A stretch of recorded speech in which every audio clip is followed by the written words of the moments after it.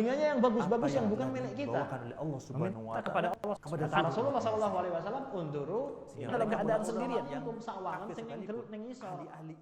Alhamdulillah hamdan katsiran tayyiban mubarakan fi kama yuhibbu rabbuna wa yarda.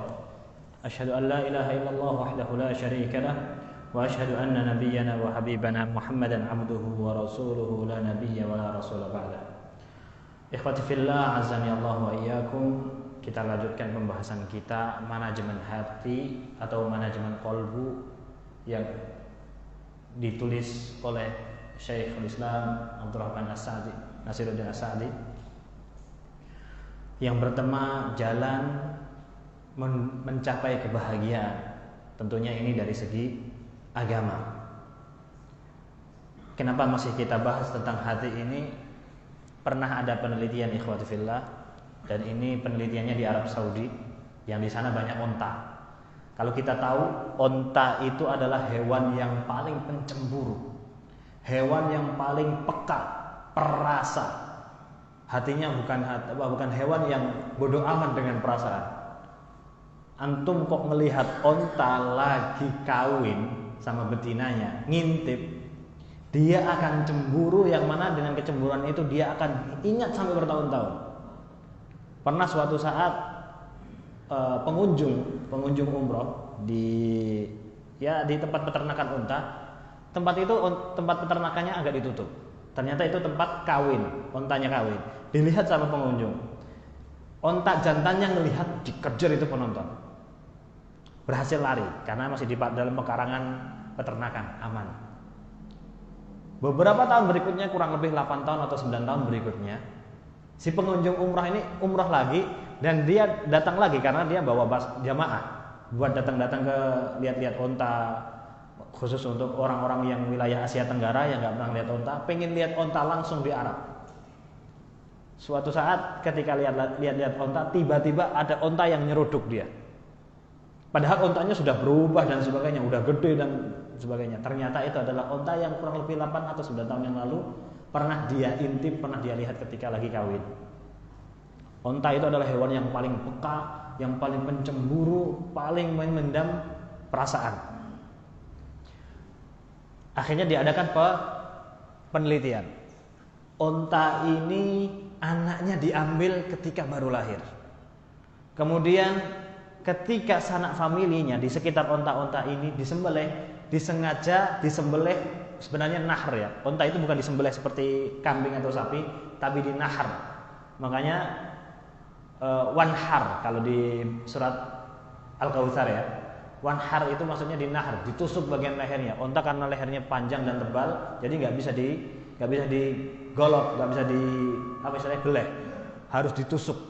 Atau orangnya di bawah langsung nusuk, atau orangnya di atas lagi ngendarai ontanya langsung ditusuk. Nah, ketika ada nahar, ketika ada penyembelihan onta, sengaja ditaruh di sampingnya onta penelitian ini, ditampakkan kepada dia teman-temannya ketika dikurbankan. Tapi tentunya cuma satu ini aja karena ini untuk penelitian. Dibunuh di depannya. Anaknya diambil ketika baru lahir. Ketika berikutnya dan sebagainya, ketika dia sedang musim kawin, ditaruh di tempat keramaian. Akhirnya pada tahun penelitian ketiga atau keempat, onta tadi meninggal. Seharusnya onta itu adalah hewan yang paling kuat dengan apapun kondisi alam. Tapi kelemahannya onta adalah hatinya. Ketika dia di tahun keempat penelitian meninggal, disembelih jantungnya, hatinya, tempat hatinya si onta tadi atau jantungnya itu hitam membusuk. Ternyata yang dilakukan untuk penelitian itu kan berupa zahiriyah, berupa penampilan yang nampak, ternyata mampu merusak jantungnya. Padahal yang sakit batinnya, perasaannya, tapi yang rusak adalah zahirnya, jantungnya, fisiknya. Apa kesimpulan yang kita bisa ambil ikhwati fillah di sini? Sangat erat kaitannya antara ma'nawi dan zahiri. Batin sama zahir itu sangat erat kaitannya. Jadi jangan hanya fokus kepada zahirnya saja kita ini hidup.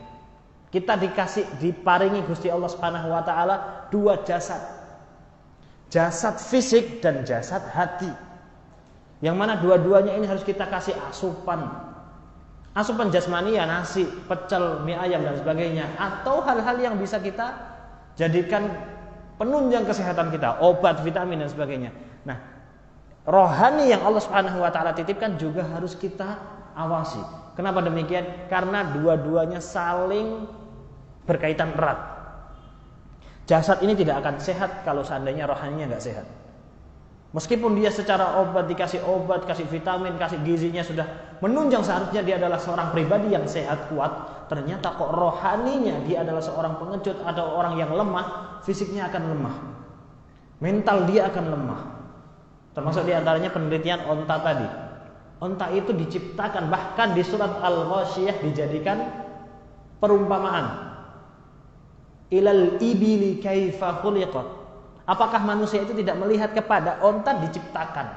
Kenapa kok onta yang dijadikan perumpamaan? Karena onta itu bisa dikatakan sebagai puncak kekuatan dari manusia atau makhluk di muka bumi. Bisa kita jadikan perumpamaan. Hidupnya di padang pasir.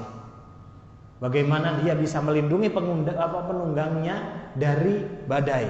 Badai padang pasir itu badai yang nggak bisa dihindari. Karena sejauh mata memandang badai. Ana pernah ketika tes S2 ke wilayah Qasim, Madinah ke arah utara. Jauh, kurang lebih 4 jam atau 5 jam dari kota Madinah. Di wilayah Qasim, provinsi, Universitas Islam Qasim. Ketika pulang ternyata badai pasir. Dan benar-benar sejauh mata memandang itu hanya mampu melihat kurang lebih 2 meter ke depan. Sisanya kuning, pasir. Tapi ketika itu badainya hanya badai yang di atas, yang uap, yang warna aja, nggak sampai badai yang angin. Kalau badai angin kita nggak boleh melewati padang pasir. Ya qadarullah ketika itu tes ana nggak keterima, jadi nggak balik lagi ke sana. Nah ketika badai angin, onta itu dijadikan untuk pelindung penunggangnya. Dia bisa ketika duduk dia nggak akan goyah dengan badai apapun. Itu memang karena kesempurnaan penciptaan onta dengan kekuatannya. Onta bisa bertahan seminggu, 2 minggu, bahkan 1 bulan tanpa menemukan air minum. Karena dia menyimpan airnya di punuknya. Memang sebenarnya memang diciptakan untuk kekuatan seperti itu. Tapi ternyata dia lemah dengan perasaan. Dia lemah dari sisi perasaannya. Hewan yang paling peka. Hewan yang paling pencemburu. Itulah kenapa Nabi SAW di lain suka makan kambing, suka makan onta. Hikmahnya adalah segala hal yang kita makan itu akan berefek kepada yang memakan.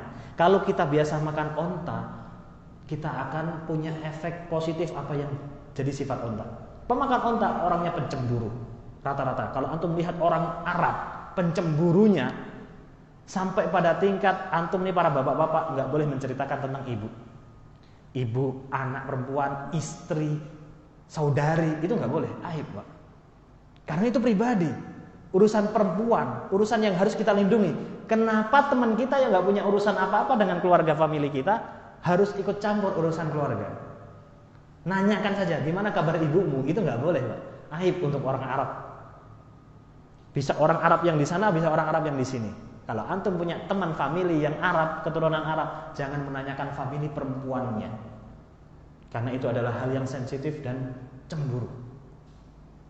Kenapa? Karena yang dikonsumsi adalah hewan yang pencemburu. Dan itu juga ternyata di dalam syariat diperintahkan. Seorang suami yang gak punya sisi cemburu kepada istrinya, dia gak akan mencium bau surga.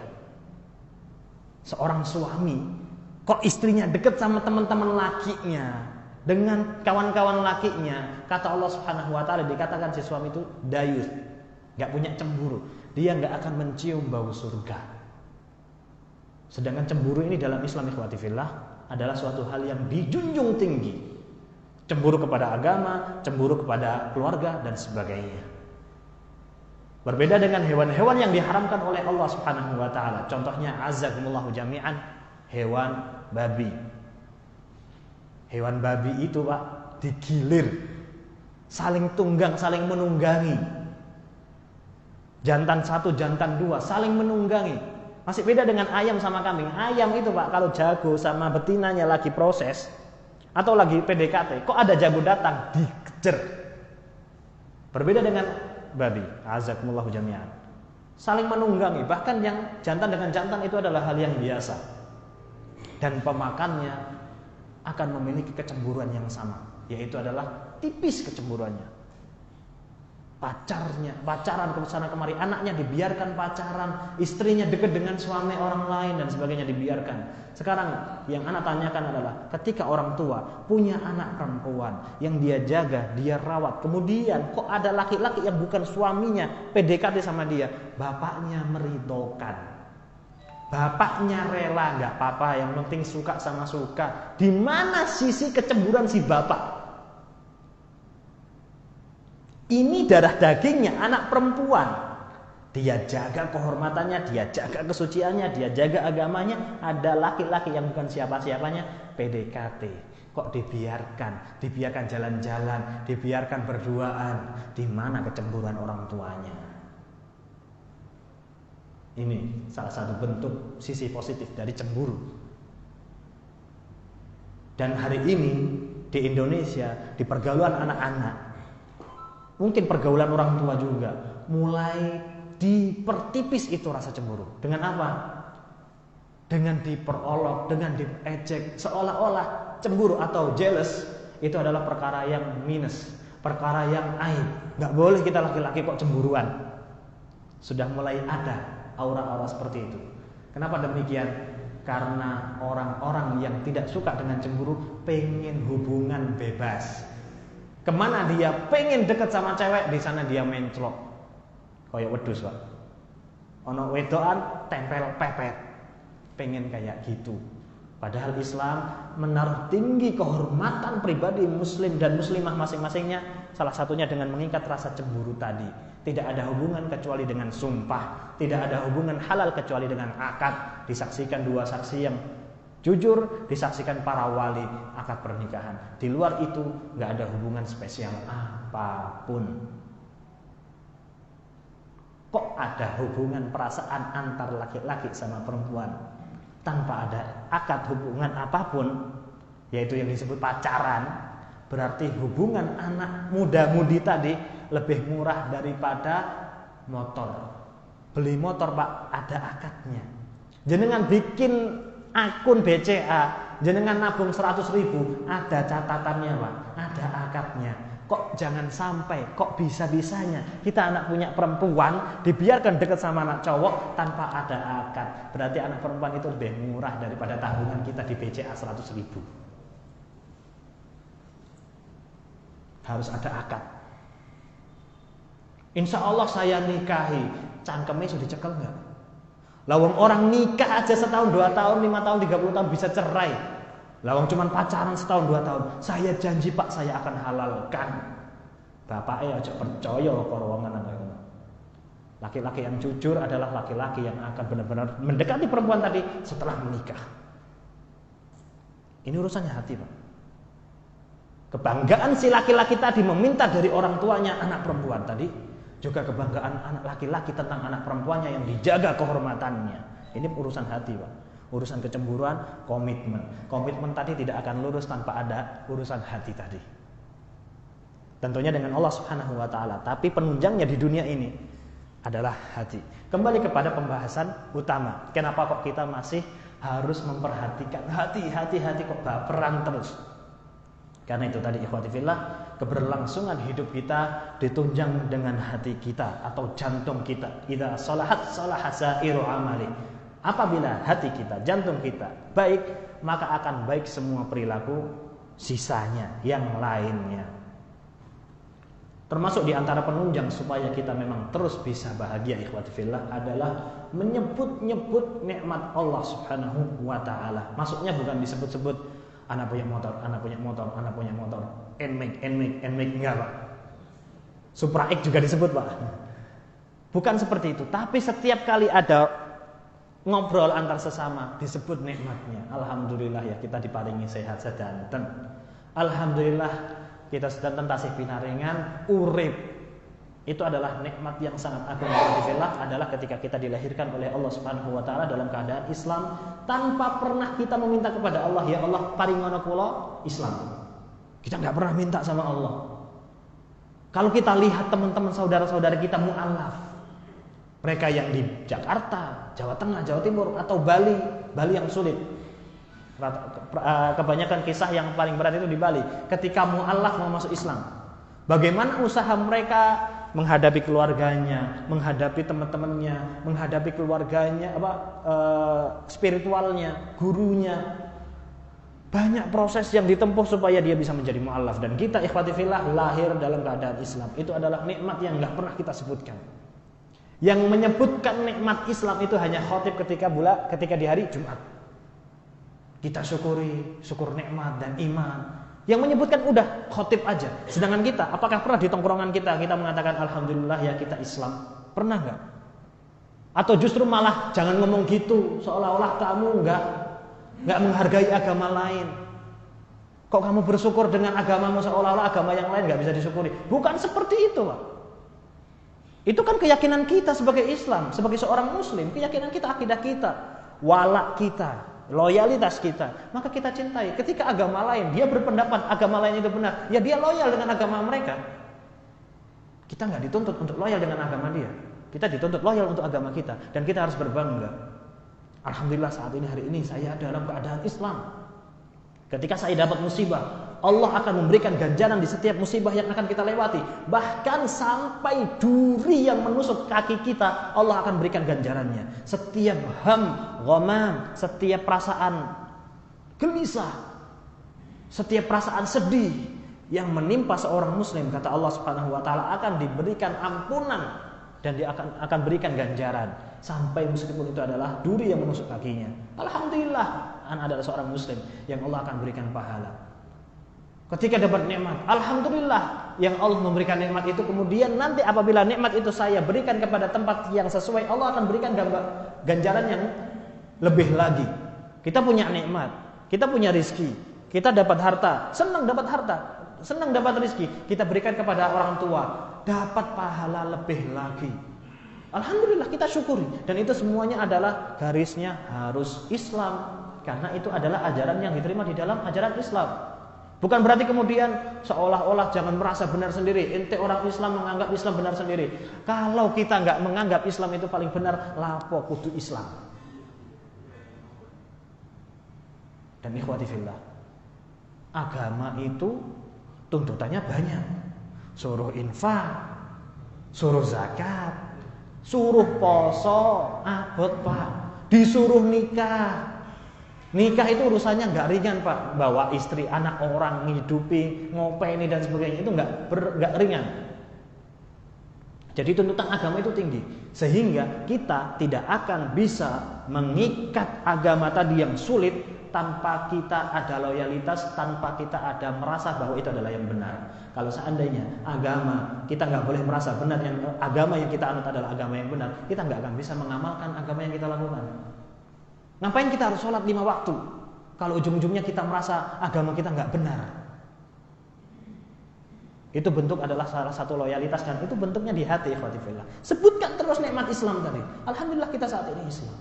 Alhamdulillah hari ini kita masih beriman bahwa Allah di atas sana selalu mengawasi kita. Bayangkan kalau setiap hari kita menghadapi masalah yang nggak kunjung berhenti, kemudian kita krisis keyakinan bahwa Allah akan memberikan ganjaran, bisa stres, depresi kita. Setiap hari musibah, setiap hari ujian, setiap hari cobaan silih berganti, nggak pernah berhenti. Baru mentas kemarin putus sama istri, sekarang mau ngelamar lagi, ada masalah lagi. Istri kemarin meninggal, naudzubillah ya. Ya tapi mau nggak mau kita akan menghadapi momen itu suatu saat nanti. Kemudian hari berikutnya anaknya, kemudian hari berikutnya orang tuanya, dan itu pernah dilakukan, pernah dihadapi sama Nabi kita Rasulullah SAW. Bahkan dikatakan tahun kesedihan, amul huzn, tahun ke-10 nubuwah, ketika pamannya meninggal. Padahal pamannya itu adalah satu-satunya yang melindungi Nabi SAW ketika Nabi nggak punya bapak ibu sejak kecil. Nabi lahir nggak punya bapak. Padahal di Arab ketika itu bukan seperti hari ini yang bisa saling kontak sama lain antar famili, nggak bisa. Cuma di kota terpencil yang hubungan dengan luar itu sangat tertutup. Jadi tempat bergantung itu orang tua. Orang tua sudah meninggal, bapak sudah meninggal ketika Nabi lahir. Ketika Nabi umur 6 tahun, ibunya meninggal. Akhirnya diambil kakeknya yang ketika itu pemuka kaum, umur 8 tahun, belum bisa apa-apa 8 tahun, kakeknya meninggal. Akhirnya diambil pamannya yang menjaga Nabi SAW kurang lebih 50 tahun. Ketika Nabi memulai dakwah, ketika semua mata menuju ke Nabi untuk membunuh, terganggu dengan dakwah Islam yang dibawa oleh Nabi Muhammad SAW yang melindungi satu-satunya pamannya, pamannya meninggal. Di mana tempat Nabi berlindung? Ke keluarga besar istrinya, Khadijah radhiyallahu taala anha. Keluarganya besar, akan melindungi karena Nabi Muhammad suaminya Khadijah. Di tahun yang sama meninggal. Kepada siapa Nabi Muhammad berlindung? Itu kalau seandainya Nabi Muhammad SAW nggak merasa ada Allah di atas sana, nggak menutup kemungkinan. Kita manusia yang imannya lemah. Kita bukan Rasulullah. Rasulullah imannya kuat. Beliau SAW adalah seorang Rasul. Kita manusia biasa di posisi seperti itu. Apa jadinya? Kalau kita nggak merasa Allah ada di atas sana mengawasi kita, melindungi kita, nggak menutup kemungkinan akan depresi, akan stres, kehilangan kesadaran, bahkan nggak sedikit yang akhirnya bunuh diri. Kenapa? Merasa semua orang memusuhi, semua orang tidak membantu, semua orang membenci dan sebagainya. Itu pentingnya menyebutkan nikmat tadi, nikmat Islam dan iman, keberadaan Allah selalu kita sebut. Juga segala nikmat yang pernah kita miliki atau yang sedang kita rasakan. Biasanya orang curhat itu curhat tentang musibah yang dialami, tidak pernah menyebutkan nikmat yang sedang dia miliki. Gimana kabarnya Pak? Sehat? Oh enggak Pak, lagi pusing, lagi flu. Yang sakit cuma hidungnya doang flu, badan seluruhnya sehat. Sempurna, tangannya sempurna. Tapi biasanya orang akan mengeluhkan masalah yang dia miliki, nggak pernah menceritakan segala nikmat yang dia miliki. Padahal kalau kita mau jujur, segala nikmat itu kalau kita hitung dengan segala musibah yang kita miliki, musibahnya itu cuma sedikit. Musuhan sama orang tua atau musuhan sama atasan. Nikmat yang lain, masih dekat sama keluarga, masih dekat sama teman-teman, masih dekat dengan kolega dan sebagainya. Banyak nikmatnya ini sebenarnya kalau mau disebutkan, mau diingat satu-satu. Nah, fungsinya menyebutkan nikmat tadi supaya apa? Supaya kita ingat, ilingo kalau kita itu masih punya nikmat yang banyak. Jangan sampai dengan satu musibah